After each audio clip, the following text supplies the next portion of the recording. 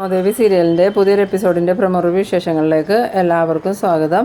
അങ്ങനെ നമ്മളുടെ കെവിനും ഇസബെല്ലയും തമ്മിൽ ഭയങ്കര ശത്രുതയാവുന്ന ഒരു എപ്പിസോഡ് തന്നെയാണ് ഇന്ന് വരാൻ പോകുന്നത്. കാരണം വേറൊന്നുമല്ല, ഈ കെവിനോട് ഇസബെല്ല ചന്ദ്രോത്തുള്ളവരുടെ കാര്യങ്ങളൊക്കെ നീ അറിയണേ എങ്ങനെയാണെന്ന് പല പ്രാവശ്യം ചോദിക്കുന്നുണ്ടെങ്കിലും കെവിൻ അതിന് വ്യക്തമായ മറുപടി ഒന്നും പറയണില്ല. പക്ഷേ ദേവിക ചെന്നിട്ട് കെവിനും ശാരികയും തമ്മിൽ പ്രണയത്തിലാണെന്ന് കേട്ടതും ഇസബെല്ലയ്ക്ക് അങ്ങനെ ഒരുപാട് സംശയങ്ങൾ മനസ്സിലൂടെ പോകുന്നുണ്ട്. പല അവസരങ്ങളിലും ചന്ദ്രോത്തുള്ളവരുടെ കാര്യങ്ങൾ എല്ലാം ഈ കെവിൻ വന്ന് ഇസബെല്ലയോട് പറയാറുണ്ടായിരുന്നെങ്കിലും അപ്പോഴൊന്നും ശാരിക പറഞ്ഞ കാര്യങ്ങൾ അറിഞ്ഞെന്ന് കെവിൻ പറഞ്ഞിട്ടില്ല. ശാരികയുമായിട്ട് സംസാരിക്കുന്ന കാര്യം പോലും കെവിൻ ഒരിക്കലും ഇസബെല്ലയോട് പറഞ്ഞിട്ടില്ല. ആ സമയത്തൊക്കെ ഇസബെല്ലയുടെ മനസ്സിൽ സംശയം ഉണ്ടായിട്ടുണ്ട്, ഇവൻ എങ്ങനെയാണ് ചന്ദ്രോത്ത് നടക്കുന്ന കാര്യങ്ങൾ അറിയണേന്ന്. അത് ഇസബെല്ല കെവിനോട് ചോദിക്കുകയും ചെയ്യുന്നുണ്ട്. അപ്പോഴൊക്കെ കെവിൻ പറയണത് ചന്ദ്രോത്തുകാരുമായിട്ട് ബന്ധമുള്ള ഒരാൾ പറഞ്ഞെന്ന് മാത്രം, അല്ലാതെ ശാരിക പറഞ്ഞെന്നോ ശാരികയുമായിട്ട് പ്രണയത്തിലാണെന്നൊന്നും ഈ കെവിൻ പറഞ്ഞിട്ടില്ല. അതുകൊണ്ട് തന്നെ ഈ കെവിൻ ചതിക്കുക എന്നുള്ളൊരു തോന്നലൊക്കെ നമ്മളുടെ ഇസബെല്ലയിൽ ഉണ്ടാക്കാൻ ഈ ദേവികയുടെ ആ ഒരു സംസാരത്തിന് കഴിഞ്ഞിട്ടുണ്ട്. അതറിഞ്ഞിട്ട് നമ്മളുടെ പ്രഭാവതി സിദ്ധാർത്ഥനൊക്കെ ഭയങ്കര സന്തോഷത്തിൽ തന്നെയാണ്. ആ സമയം സിദ്ധാർത്ഥൻ പറയുന്നുണ്ട്, ഇനിയിപ്പോൾ എന്തായാലും ഇസബെല്ലയും കെവിനും തമ്മിൽ തെറ്റിപ്പിരിയും, അത് നമുക്ക് ഗുണമായിട്ട് വരുമെന്ന് പറയുമ്പം ഈ പ്രഭാവതി പറയുന്നുണ്ട്, അത് ശരിയാ സിദ്ധു, പക്ഷേ അതുകൊണ്ട് നമുക്ക് നന്ദനെ കണ്ടെത്താനൊന്നും പറ്റില്ലല്ലോ എന്ന് പറയുമ്പോൾ സിദ്ധാർത്ഥൻ പറയുന്നുണ്ട്, നമ്മൾ പടിപടിയായിട്ട് മുന്നോട്ട് കാര്യങ്ങൾ നീക്കിക്കൊണ്ടിരിക്കുക, ഇതിൻ്റെ ഇടയിൽ നന്ദൻ എവിടെയുണ്ടെന്ന് നമുക്ക് കണ്ടെത്താനും പറ്റും. അതിനല്ലേ ദേവികയും ശാരികയും ഇത്രയധികം കഷ്ടപ്പെട്ടതിൻ്റെ പിന്നാലെ തന്നെ നടക്കണം. അല്ലെങ്കിൽ ദേവികയ്ക്കും ശാരികയ്ക്കും അവരുടെ കാര്യം നോക്കി അവരുടെ വീട്ടിൽ കിടന്ന് ഉറങ്ങിയാൽ പോരെ, ഇങ്ങനെ ടെൻഷൻ ആവേണ്ട കാര്യമൊന്നുമില്ലല്ലോ എന്ന്. ആ സമയത്ത് പ്രഭാവതിയാണെങ്കിൽ ദേവികയോട് പറയുന്നുണ്ട്, മോളെ ദേവികയെ, നിന്നെ ഞാൻ ഒരുപാട് അപമാനിക്കണ പോലെയൊക്കെ സംസാരിച്ചിട്ടുണ്ട്, പക്ഷേ നീ എന്നോട് പൊറുക്കണം എന്ന് പറയുമ്പം അമ്മ എന്തിനാ എന്നോട് ഇങ്ങനെയൊക്കെ പറയണത്, എനിക്ക് അമ്മയുടെ അവസ്ഥ മനസ്സിലാവും, സ്വന്തം മകനെ കാണാതായതിൻ്റെ വിഷമത്തിൽ അമ്മ എന്നോട് അങ്ങനെയൊക്കെ പെരുമാറണേന്ന് എനിക്കറിയാം, എന്തായാലും ഞാനതൊന്നും മനസ്സിൽ വെക്കണില്ല അമ്മയെന്ന്. പിന്നീടാണെങ്കിൽ നമ്മുടെ മുരളി ഭയങ്കര സന്തോഷത്തിൽ തന്നെയാണ്. ഈ പ്രകാശ് മേനോൻ മുരളിയോടും ഭാർഗവിയോടൊക്കെ ആയിട്ടാണ് വന്ന് പറഞ്ഞിട്ട് പോയത്, ഈ ദേവികയെ ഇനി നന്ദനെ തട്ടിക്കൊണ്ട് പോയെങ്കിലോ എന്ന്. ആ സമയത്ത് ഈ ഭാർഗവി പറയുന്നുണ്ട്, എന്തായാലും ദേവികയോടൊന്ന് സൂക്ഷിക്കാൻ പറയണമെന്ന് പറയുമ്പോൾ ഈ മുരളി പറയുന്നുണ്ട്, അതൊന്നും ഓർത്ത് അമ്മ ടെൻഷൻ ആവണ്ട, ദേവിക എല്ലാ കാര്യങ്ങളും പ്ലാൻ അനുസരിച്ച് തന്നെയാണ് മുന്നോട്ട് നീക്കിക്കൊണ്ടിരിക്കുന്നത്, അവസാനം എല്ലാവരും കുടുങ്ങും. ഇപ്പോൾ കെവിനും ഇസബെല്ലയും കുടുങ്ങിയില്ലേ, അതുപോലെ ഇനി ആ അരുന്ധതിനെയും ദേവിക കുടുക്കിക്കോളും. എന്തായാലും ഋഷി ജീവിച്ചിരിക്കുന്നുണ്ടെന്നുള്ള സത്യം നമ്മളെല്ലാവരും അറിഞ്ഞെന്ന് ഈ കെവിനോ ഇസബെല്ലയോ ഇതുവരെ അറിഞ്ഞിട്ടില്ല. അപ്പോൾ അവരറിഞ്ഞാൽ അത് പ്രശ്നമാവില്ലേ എന്ന് ചോദിക്കുമ്പം അവരത് അറിയാനൊന്നും പോണില്ല. ഇനിയിപ്പോൾ ശാരികയായിട്ടുള്ള വിവാഹം അവനെ പറ്റിക്കാനാന്ന് മനസ്സിലായ അവൻ ശാരികയെ ഉപദ്രവിക്കുമെന്ന് ചോദിക്കുമ്പോൾ ആ സത്യങ്ങൾ അവൻ മനസ്സിലാക്കലും അവൻ അറസ്റ്റിലാവലും ഒരുമിച്ചായിരിക്കും. അതുകൊണ്ട് അതോർത്ത് നിങ്ങൾ പേടിക്കൊന്നും വേണ്ട, എല്ലാ കാര്യങ്ങളും നമ്മൾ ഉദ്ദേശിച്ചതുപോലെ തന്നെ വരും. ഇത്രയും കാലം നമ്മളെ എല്ലാവരെയും അവർ വിഡ്ഢിയാക്കിക്കൊണ്ടിരിക്കുകയല്ലായിരുന്നോ. ഇന്നിപ്പോൾ എന്തായാലും നമ്മളുടെ ദേവിക ചെന്ന് ഇസബെല്ലയോട് ശാരികയുടെ കാര്യം പറഞ്ഞിട്ടുണ്ട്. അതോടുകൂടി ഇസബെല്ലയ്ക്ക് കെവിനിലുള്ള വിശ്വാസം നഷ്ടപ്പെടും. അതുപോലെ തന്നെ കെവിൻ ഇസബെല്ലയെ മനഃപൂർവ്വം ചതിക്കുക എന്നുള്ളൊരു തോന്നലും ഉണ്ടാവും. പിന്നീട് അവർ തമ്മിൽ സ്നേഹത്തിൽ പോകാനൊന്നും സാധ്യതയില്ല, പരസ്പരം ശത്രുക്കളായി മാറും. അതുപോലെ തന്നെ അരുന്ധതി മേഡത്തിനും കൊടുക്കണം ഒരു പണിയെന്ന്. പിന്നീട് കാണിക്കുന്നത് നമ്മളുടെ ഇസബെല്ലയാണെങ്കിൽ കെവിന് ഫോൺ വിളിക്കുകയാണ്. കെവിന് ഫോൺ വിളിച്ചതും കെവിൻ ഫോൺ എടുക്കുന്നുണ്ട്. എന്താ ബെല്ലാന്ന് ചോദിച്ചതും എനിക്ക് നിന്നെ അത്യാവശ്യമായിട്ടൊന്ന് കാണണം എന്ന് പറയുന്നു. അങ്ങനെ കെവിൻ പറയുന്നുണ്ട്, അതിനെന്താ ബെല്ല, ഞാനിപ്പോൾ തന്നെ വരാമെന്നും പറഞ്ഞ് കെവിൻ ഇസബെല്ലയുടെ വീട്ടിലോട്ട് വരുന്നുണ്ട്. ഇസബെല്ലയുടെ വീട്ടിൽ വരുമ്പം ഇസബെല്ലയുടെ നിപ്പും ഭാവമൊക്കെ കാണുമ്പോൾ തന്നെ കെവിന് സംശയമാവുന്നുണ്ട്. എന്ത് പറ്റി ബെല്ല, നീ എന്താ ഇങ്ങനെ നിൽക്കണേന്ന് ചോദിക്കുമ്പം എന്ത് പറ്റിയെന്നോ, നീ എന്തൊക്കെയാടാ പറഞ്ഞത്, ചന്ദ്രോത്തുള്ള വിവരങ്ങളൊക്കെ നീ എങ്ങനെ അറിഞ്ഞുകൊണ്ടിരുന്നത്, എനിക്കിപ്പോൾ സത്യം അറിയണമെന്ന് പറയുമ്പം ബെല്ല എന്താ ഇങ്ങനെയൊക്കെ സംസാരിക്കണം, ചന്ദ്രോത്തുള്ള കാര്യങ്ങൾ ഞാൻ അറിയണത് അവരുമായി ബന്ധപ്പെട്ട ഒരാൾ പറഞ്ഞാന്ന് ഞാൻ പറഞ്ഞല്ലോ, പിന്നെ എന്താ ആ ആളാരാന്ന് എനിക്ക് അറിയണ്ടേന്ന് പറയുമ്പം ഈ കെവിനാണെങ്കിൽ ശാരിക എന്ന് പറയണില്ല. എന്നിട്ട് ഇസബെല്ല ചോദിക്കുന്നുണ്ട്, നിന്നോടല്ലേ ഞാൻ ചോദിച്ചത്, അന്നൊക്കെ ചോദിച്ചപ്പോൾ നീ എന്നിൽ നിന്ന് ഒഴിഞ്ഞു മാറുകയോ ചെയ്തത്, നീ അപ്പം എന്നെ ചതിക്കുമല്ലേടാന്ന് ചോദിക്കുമ്പം ബെല്ല എന്തൊക്കെയാണ് ബെല്ല ഈ പറയണേ, ഞാനെന്തിനാ ബെല്ലയെ ചതിക്കണേന്ന് ചോദിക്കുമ്പോൾ നീ ആരെങ്കിലുമായിട്ട് പ്രണയത്തിലാണോ എന്ന് ചോദിക്കുന്നു. അത് കേട്ടതും ഈ കെവിൻ പറയുന്നുണ്ട്, ഇല്ല ബെല്ല, എനിക്കങ്ങനെ ആരുമായിട്ട് പ്രണയമില്ല എന്ന് പറയുമ്പോൾ അപ്പോൾ നിൻ്റെ വിവാഹം നിശ്ചയിച്ചെന്നൊക്കെ കേട്ടല്ലോ എന്ന് പറഞ്ഞത്, ഇതൊക്കെ ആരാ ബെല്ലയോട് പറഞ്ഞത്, അത് ആരാണെങ്കിലും വെറുതെ നുണ പറയണതാ, എൻ്റെ വിവാഹം നിശ്ചയിച്ചിട്ടുണ്ടെങ്കിൽ അത് ആദ്യം തന്നെ അറിയണത് ബെല്ലയായിരിക്കൂലേ, പിന്നെ എന്താ ബെല്ല ഇങ്ങനെയൊക്കെ ചോദിക്കണമെന്ന് ചോദിക്കുമ്പോൾ അത് നേരായി, എൻ്റെ വിശ്വാസം അങ്ങനെ തന്നെയായിരുന്നു, പക്ഷേ ഇപ്പോൾ അതൊക്കെ തെറ്റാന്നുള്ളത് എനിക്ക് മനസ്സിലായി, എന്തായാലും നീ ആ ദേവികയുടെ അനീതിയായിട്ട് പ്രണയത്തിലാന്നുള്ള സത്യമൊക്കെ ഞാൻ അറിഞ്ഞു എന്ന് പറഞ്ഞതും ഈ കെവിൻ ചോദിക്കുന്നുണ്ട്, ബെല്ലയോട് ഇതാരാ പറഞ്ഞതെന്ന് ചോദിക്കുമ്പം വേറെ ആരുമല്ല ദേവിക തന്നെ എന്നോട് ഈ സത്യങ്ങളൊക്കെ പറഞ്ഞതെന്ന്.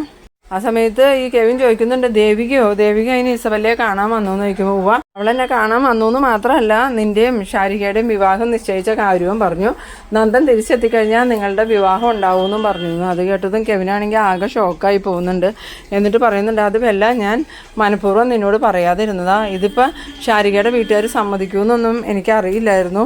ഇപ്പോൾ പ്രത്യേക സാഹചര്യത്തിൽ ഷാരിക എന്നെ തന്നെ വിവാഹം കഴിക്കുള്ളൂ എന്ന് വാശി പിടിച്ചതുകൊണ്ട് അവർ സമ്മതിച്ചതാണ്, അല്ലാതെ അവർക്ക് താല്പര്യം ഉണ്ടായിട്ടല്ല എന്ന് പറയുമ്പം അതെല്ലാം ദേവിക എന്നോട് പറഞ്ഞു. എന്നാലും നീ എന്നോട് ചതി ചെയ്യുമെന്ന് ഞാൻ വിചാരിച്ചില്ല. ഞാൻ പല പ്രാവശ്യം നിന്നോട് ചോദിച്ചതല്ലേ നീ ആരെങ്കിലും പ്രണയിക്കുന്നുണ്ടോ, ആ പെൺകുട്ടി ഏതാന്ന്, അപ്പം നീ ഒന്നും പറഞ്ഞില്ലല്ലോ എന്ന് പറയുമ്പം അതിങ്ങനെയൊന്നും സംഭവിക്കുമെന്ന് ഞാൻ വിചാരിച്ചില്ല എന്ന് പറഞ്ഞു. ആ സമയത്ത് ഇസബല്ല പറയുന്നുണ്ട്, അപ്പം നീ ചന്ദ്രോത്തുകാരുടെയും ദേവികയുടെയും ബന്ധുവായി കഴിഞ്ഞാൽ നമ്മളുടെ പ്ലാനെല്ലാം നീ അവരോട് തുറന്ന് പറയൂലേടാന്ന് ചോദിക്കുമ്പം എന്താ ബെല്ല ഈ പറയണേ, നമ്മൾ നടത്തിയ പ്ലാനൊക്കെ അവർ അറിഞ്ഞിട്ടുണ്ടെങ്കിൽ അവർ ഈ വിവാഹത്തിന് സമ്മതിക്കുമെന്ന്. ആ സമയത്ത് ഇസബല്ല പറയുന്നുണ്ട്, അത് നേരാലോ, അപ്പോൾ നീയും ഞാനും കൂടെ ചേർന്ന് നന്ദനെ ചതിക്കുമായിരുന്നു എന്ന് അറിഞ്ഞു കഴിഞ്ഞാൽ അവർ ഈ വിവാഹം നടത്താൻ സമ്മതിക്കൂലല്ലേ എന്ന് പറഞ്ഞതും ഈ കെവിൻ ചോദിക്കുന്നുണ്ട്, ഇനി എന്താ ബെല്ല ഈ വിവാഹം മുടക്കാൻ വേണ്ടി നീ സത്യങ്ങളൊക്കെ തുറന്നു പറയാൻ പോവാണെന്ന് ചോദിക്കുമ്പം ബെല്ല പറയുന്നുണ്ട്, അതിനെക്കുറിച്ച് ഞാനൊന്ന് ആലോചിക്കട്ടെ, എന്തായാലും ഇത്രയും ദിവസം നീ അതെല്ലാം രഹസ്യമാക്കി വെച്ച് എന്നെ ചതിക്കുമല്ലായിരുന്നോ, ഇനി മുന്നോട്ടും നീ എന്നെ ചതിക്കുമെന്ന് എനിക്ക് ഉറപ്പാണ്. എന്തായാലും ഞാനായിട്ട് സത്യങ്ങളൊക്കെ പറഞ്ഞു കഴിഞ്ഞാൽ പിന്നെ എനിക്ക് പ്രശ്നങ്ങളൊന്നും ഉണ്ടാവില്ലല്ലോ എന്ന്. പിന്നീട് കാണിക്കുന്നത് നമ്മളുടെ ഷാരികയുടെ ഫോണിലേക്ക് കെവിൻ വിളിക്കുകയാണ്. ഫോണെടുത്ത് നോക്കിയതും കെവിൻ ചേട്ടനാണല്ലോ വിളിക്കണേന്നും പറഞ്ഞുകൊണ്ട് ഷാരിക കോൾ അറ്റൻഡ് ചെയ്തിട്ട് ഭയങ്കര സ്നേഹത്തോടു കൂടി എന്താ കെവിൻ ചേട്ടാ വിളിച്ചതെന്ന് ചോദിക്കുമ്പോൾ ഷാരികനെ എനിക്ക് അത്യാവശ്യമായിട്ടൊന്ന് കാണണമല്ലോ എന്ന് പറയുന്നു. ആ സമയത്ത് ഷാരിക പറയുന്നുണ്ട്, ഇപ്പം എനിക്ക് തൽക്കാലം വീട്ടിൽ നിന്ന് ഇറങ്ങാൻ പറ്റാത്തൊരു സാഹചര്യം, ഞാൻ ഇത്തിരി തിരക്കിലാണ് നിൽക്കണേ, അതുകൊണ്ട് ഞാൻ കുറച്ച് സമയം കഴിയുമ്പോൾ വരാൻ പറ്റുകയാണെങ്കിൽ കെവിൻ ചേട്ടനെ വിളിച്ച് പറയാമെന്നും പറഞ്ഞ് ഷാരിക ഫോൺ കട്ട് ചെയ്യുന്നുണ്ട്. എന്നിട്ട് വേഗം തന്നെ ദേവിക്ക് വിളിച്ചിട്ട് ചേച്ചി ഇപ്പോൾ എവിടെയാണെന്ന് ചോദിക്കുമ്പോൾ ഞാൻ ചന്ദ്രോത്തുണ്ട്, എന്താ ഷാരി എന്ന് ചോദിച്ചതും എനിക്ക് അത്യാവശ്യമായിട്ടൊരു സ്ഥലം വരെ പോകണം, കെവിൻ ചേട്ടൻ വിളിച്ചായിരുന്നു, എന്നെ എത്രയും പെട്ടെന്നൊന്ന് കാണണം എന്നാണ് പറഞ്ഞത്, ഞാൻ പോണേന് എന്തെങ്കിലും പ്രശ്നമുണ്ടോ ചേച്ചി എന്ന് ചോദിക്കുമ്പോൾ നീ തൽക്കാലം പോകാൻ നിൽക്കണ്ട, എന്തെങ്കിലും തിരക്ക് പറഞ്ഞു പിന്മാറിക്കോ, ഞാൻ ഇന്നലെ ഇസബല്ലയോട് കാര്യങ്ങളൊക്കെ പറഞ്ഞല്ലോ, ഇസബല്ല അവനെ വിളിച്ച് എല്ലാം ചോദിച്ചിട്ടുണ്ടാവും, അതുകൊണ്ടായിരിക്കും നിന്നെ കാണണമെന്ന് പറയുന്നത്, തൽക്കാലം നീ അവനെ കാണാൻ പോകണ്ടാന്ന്. പിന്നീട് കാണിക്കുന്നത് നമ്മളുടെ പ്രകാശ് മേനോനാണെങ്കിൽ ദേവികയെ കാണാനായിട്ട് വരാണ്. ദേവിക പ്രകാശ് മേനോനെ കണ്ടതും ചോദിക്കുന്നുണ്ട്, നിങ്ങളെന്താ ഇവിടെ, ഇതിനു മുമ്പ് ചന്ദ്രോത്ത് വന്നു, ഗിരീഷേട്ടൻ്റെ വീട്ടിലും വന്നു, പിന്നെ വീണ്ടും ഇങ്ങോട്ട് വന്നേക്കണേ എന്തിനാന്ന് ചോദിക്കുമ്പോൾ അത് എനിക്ക് ദേവികയോട് കുറച്ച് കാര്യങ്ങൾ പറയാനുണ്ട്, നന്ദനെ തട്ടിക്കൊണ്ടുപോയത് ആരാന്ന് ഞാൻ കണ്ടുപിടിച്ച് തരാമെന്ന്. അന്നേരം ദേവിക ചോദിക്കുന്നുണ്ട്, അതെങ്ങനെയാണ് നിങ്ങൾ കണ്ടുപിടിക്കണേ, നിങ്ങൾക്കറിയോ ആരാ കൊണ്ടുപോയേക്കണേന്ന് ചോദിക്കുമ്പം അതൊന്നും അറിയില്ല, എന്നാലും നിങ്ങൾക്കൊരു സഹായത്തിന് വേണ്ടിയിട്ട് നിങ്ങളുടെ കൂടെ ഞാനും കൂടെ അന്വേഷണത്തിന് എത്രയും പെട്ടെന്ന് നമുക്ക് നന്ദനെ കണ്ടെത്താം. പിന്നെ എനിക്ക് വേറൊരു കാര്യം പറയാനുണ്ട്, നന്ദനെ തട്ടിക്കൊണ്ടുപോയവർ ചിലപ്പോൾ ദേവികയും തട്ടിക്കൊണ്ടുപോകാൻ സാധ്യതയുണ്ട്, അതുകൊണ്ട് ദേവിക കുറച്ച് സൂക്ഷിക്കണം എന്ന് പറയുമ്പം ദേവിക പറയുന്നുണ്ട്, അവരെന്തിനാ എന്നെ തട്ടിക്കൊണ്ട് പോകണേ, ഞാനും അവരും തമ്മിൽ ഒരു ബന്ധമില്ലല്ലോ എന്ന് പറയുമ്പം അതല്ല ദേവിക, നന്ദനോടുള്ള ശത്രുതയ്ക്ക് ദേവികയും തട്ടിക്കൊണ്ട് പോയാലോ എന്ന് ചോദിക്കണം. ആ സമയത്ത് ദേവിക ചോദിക്കുന്നുണ്ട്, ഇതൊക്കെ ഇത്ര കൃത്യമായിട്ട് പറയാൻ നിങ്ങൾക്ക് ഈ തട്ടിക്കൊണ്ടുപോയവരുമായിട്ട് ബന്ധമുണ്ടോ എന്ന് ചോദിക്കുമ്പം ഒരു ബന്ധമില്ല ദേവിക, മിക്കവാറും നന്ദനെ തട്ടിക്കൊണ്ട് പോയേക്കണത് ആ അരുന്ധതി മേഡം തന്നെയായിരിക്കും, അവർക്ക് ചന്ദ്രോത്തുകാരോടുള്ള ശത്രുതയെക്കുറിച്ച് ദേവികയ്ക്ക് അറിയാമല്ലോ എന്ന് പറയുമ്പോൾ ദേവിക പറയുന്നുണ്ട്, അതൊക്കെ എനിക്കറിയാം,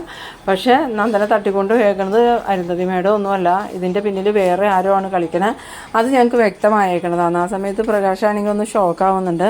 എന്നിട്ട് പ്രകാശം പറയുന്നുണ്ട്, അത് ആരാ ദേവികയെന്ന് ചോദിക്കുമ്പം അതൊന്നും ഇപ്പം നിങ്ങളോട് പറയേണ്ട കാര്യം എനിക്കില്ലല്ലോ, എന്തായാലും ഞങ്ങൾ അധികം വൈകാതെ തന്നെ നന്ദുവിനെ കണ്ടുപിടിക്കുമെന്ന്. ആ സമയം പ്രകാശ് മേനോൻ വീണ്ടും പറയുന്നുണ്ട്, ദേവിക ഒന്ന് സൂക്ഷിക്കണം, ഏത് സമയത്തും ദേവികയെ അവർ കിഡ്നാപ്പ് ചെയ്യാൻ സാധ്യതയുണ്ട്, അരുന്ധതി മേഡം നിസ്സാരക്കാരിയൊന്നും അല്ലാന്ന്, അതൊക്കെ ഞാൻ നോക്കിക്കോളാമെന്നും പറഞ്ഞ് ദേവിക ഈ പ്രകാശിനെ പറഞ്ഞു വിടുന്നുണ്ട്. പിന്നീട് കാണിക്കുന്നത് നമ്മളുടെ അരുന്ധതിനെയാണ്. അരുന്ധതിയാണെങ്കിൽ മകനെ കാണാഞ്ഞിട്ട് ഒരു വിവരമില്ലല്ലോ എന്ന് ഓർത്തിങ്ങനെ ടെൻഷനായിട്ട് നിൽക്കുന്നുണ്ട്. ആ സമയത്താണ് കോളിംഗ് ബെല്ലടിക്കണ ഒച്ച കേൾക്കണ. ഡോറ് തുറന്ന് അരുന്ധതി വെളിയിലേക്ക് വരുമ്പം വെളിയിൽ നിൽക്കുന്ന ദേവികേനെയാണ് കാണുന്നത്.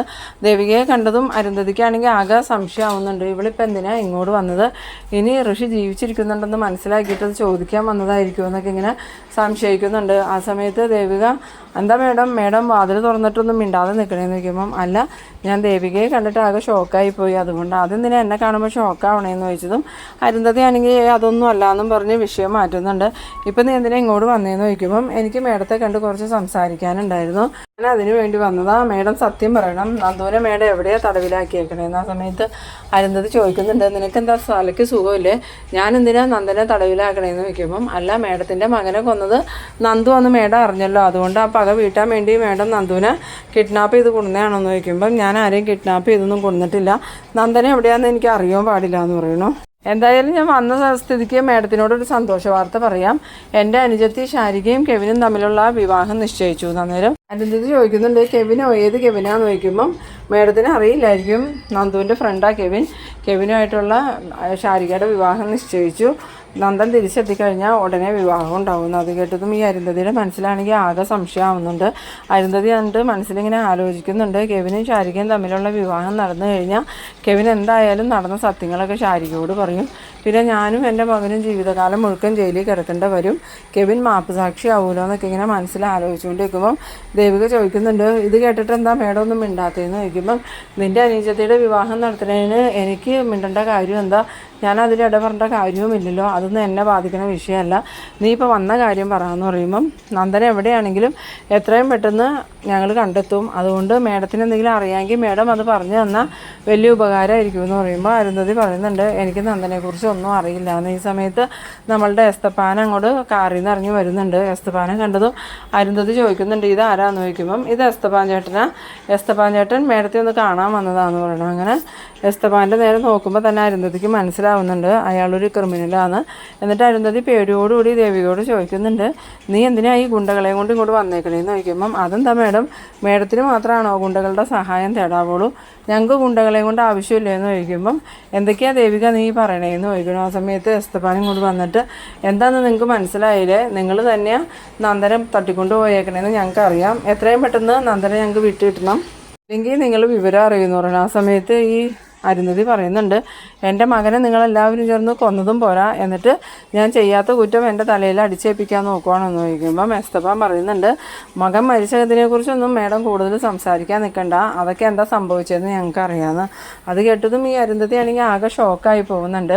എന്തായാലും ഈ ദേവിക അരുന്ധതിനോടും ഇസബെല്ലേനോടും ഓരോ കാര്യങ്ങൾ പറഞ്ഞതുകൊണ്ട് തന്നെ അരുന്ധതിയും ഇസബെല്ലയും ഒരുപോലെ തന്നെ കെവിനെ സംശയിക്കും. പിന്നീട് ഇവരുടെ എല്ലാ പ്ലാനുകളും ഈ അരുന്ധതിയും ഇസബെല്ലയും തന്നെ ചന്ദ്രോത്തുള്ളവരോട് പറഞ്ഞു കൊടുക്കുന്ന എപ്പിസോഡ് തന്നെയാണ് ഇനി വരാൻ പോകുന്നത്. അപ്പോൾ നിങ്ങളെൻ്റെ വീഡിയോ ആദ്യമായിട്ടൊക്കെ കാണുന്നവരാണെങ്കിൽ ചാനലൊന്ന് സബ്സ്ക്രൈബ് ചെയ്യാനും എൻ്റെ വീഡിയോ നിങ്ങൾക്ക് ഇഷ്ടമായാൽ ലൈക്ക് ചെയ്യാനും ഷെയർ ചെയ്യാനും മറക്കരുത്. അപ്പോൾ ഇതുപോലെ ഇൻട്രസ്റ്റിംഗ് ആയിട്ടുള്ള അടുത്തൊരു എപ്പിസോഡുമായി നമുക്ക് വീണ്ടും കാണാം. അതുവരേക്കും ബൈ ബൈ.